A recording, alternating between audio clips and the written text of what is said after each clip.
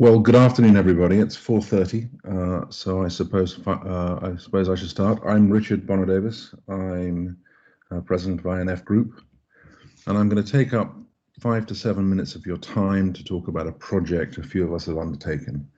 A couple of weeks ago, we set up a group from across I&F, including Katja Kostic from Media Brands, to look at where the world is going and the implications for our clients in a post-COVID world, or post-immediate phase COVID world, I should say.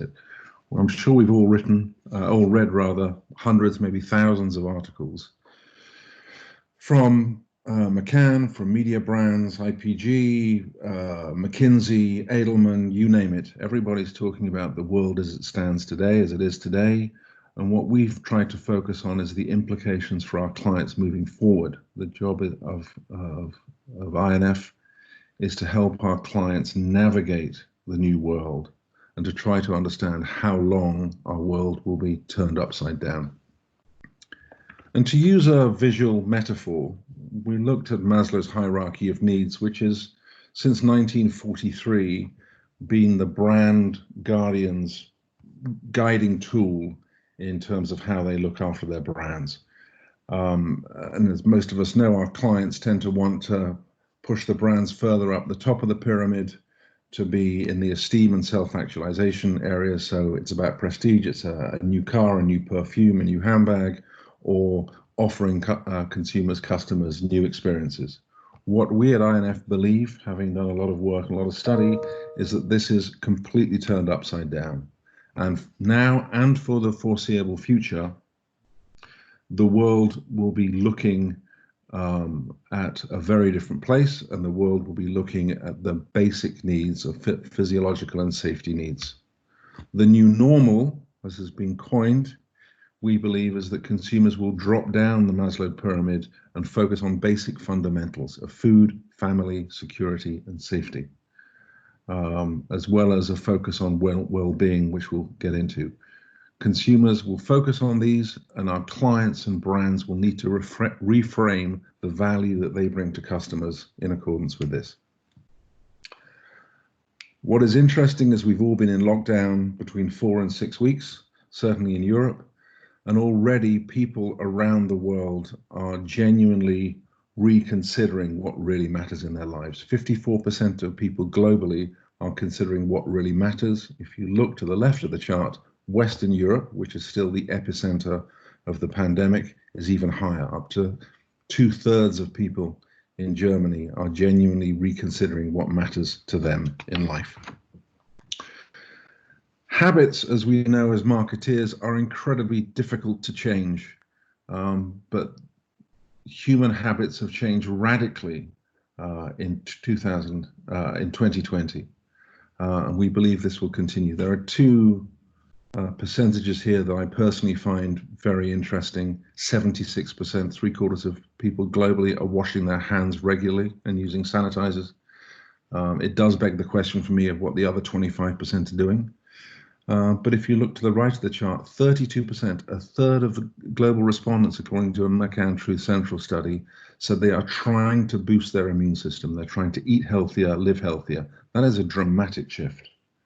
And so brands and businesses and categories moving forward will have to redefine their meaningful role in light of these human changes and the habits they're changing. How brands will react will be different according to categories, but there are huge implications for personal care brands. I'm not just talking about hand sanitizers. We believe it'll have profound impact on the cosmetics and pharma industry, brands that protect people and protect families, but also household cleaning products, anything that is about caring, cleaning, nurturing. Huge implications for food and nutrition. As we just saw, 1/3 of people are taking proactive precautions to eat better and to get better nutrition. So brands that can add, food brands that can add healthy elements and perhaps vitamins to their products, or indeed reduce the bad stuff that's in them, would be great. That is food brands as well as grocery retailers, huge implications for them. And the customer journey has changed. Consumers have become both reliant upon and familiar with new technology. Purely personal story, but it shows you how radically people have changed. I have an 86-year-old father who's self-isolating. He would never have thought in a million years of inputting his credit card number into a box and hitting send or buy. He's now in total isolation and having everything delivered, and he's not going to go back. He thinks it's a wonderful new world. But the customer journey, not just for 86-year-olds, but for all of our clients, will be dramatically changed. The second basic need of Maslow's hierarchy is safety. And we believe as INF that the focus on safety will be paramount over the next 12 to 24 months. Personal safety, am I safer? Am I safe from other people? How do I protect my family, obviously? But financial safety and security, people are worried about their jobs. People are worried about whether they can go to work physically, as well as anything else, and also financial security. Big banks have been much maligned for many a year. A lot of us within INF have big banks as clients. We believe big is beautiful and will be beautiful. The 10 years of fintechs trying to steal banking business will go away. In a post-corona world where your personal and financial security is critical, are you going to bank with a fintech, or are you going to bank with an Erste Bank or a Raiffeisen or a Nordea? Interestingly, Katja saw a study that came out of Italy where interest in insurance has surged, something I'm sure any insurance broker would never have heard of in their lives. Other things are changing. I'm not about to try and teach you experts on this call, because you all know much more about media than I do. But critically, trusting the information you receive has become very, very, very important to people around the world.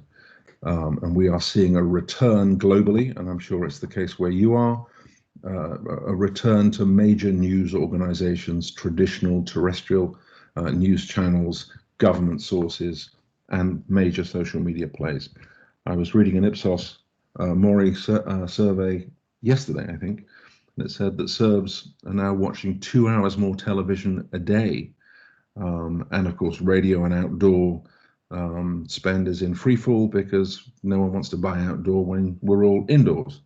But a return to trusted brands and major media outlets is something we see continuing in the future. Whether it's an end to fake news, we'll have to wait and see. But people are craving trusted information sources. Further up the Maslow's chain is our social belonging. We fundamentally believe as an INF team that this will also change. We will all be survivors of the pandemic in the same way that previous generations were survivors of war. And through that, we will redefine what our social lives are and what it means to be social. Pretty clear to all of us that doctors and nurses are the new heroes. We all stand up at least once a week, depending on where you are, and applaud them. But knowledge and expertise will be the new cool. The role of celebrities will change. We've all leveraged the influencer population recently. Whether or not Kim Kardashian has a role moving forward, I would very much doubt. That's a personal opinion. But it's people who add value and people who have knowledge that will be the new heroes. We also believe that collective activity will flourish. Team sports will flourish, and collectively watching sport will be even more exciting than it was before we were all isolating and in lockdown for 6, 8, 10, 12 weeks.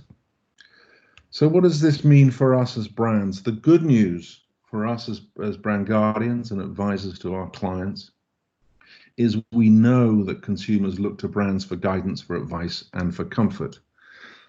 WeCann Truth Central has an ongoing rolling survey about global brands, and we know, and this figure goes up year after year, that 81% of people worldwide believe brands have the power to make the world a better place.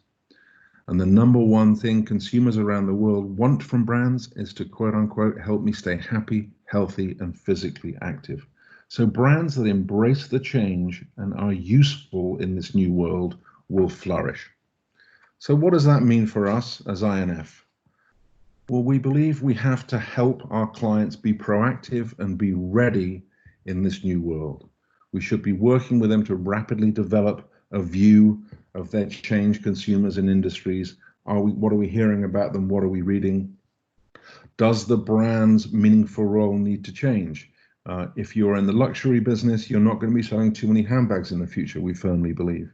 But there are ways that your brand can help customers in the new normal. It's about reframing that meaningful role. Is your brand helpful? Are you selling or are you helping? If you're not, how can you adapt? Are you reflecting, as you guys on the call know, are you reflecting changes in media habits and media channels? Does your media plan reflect the changing needs and wants and desires of your clients' consumers? And the reality is we have to be agile. FMCG clients especially are used to working in 12, 24, 36, sometimes 48-month cycles. That's no longer possible. We need to be agile. We need to iterate delivery, perhaps on a quarterly basis, but certainly in shorter cycles, and be flexible and ready to adapt as the world changes.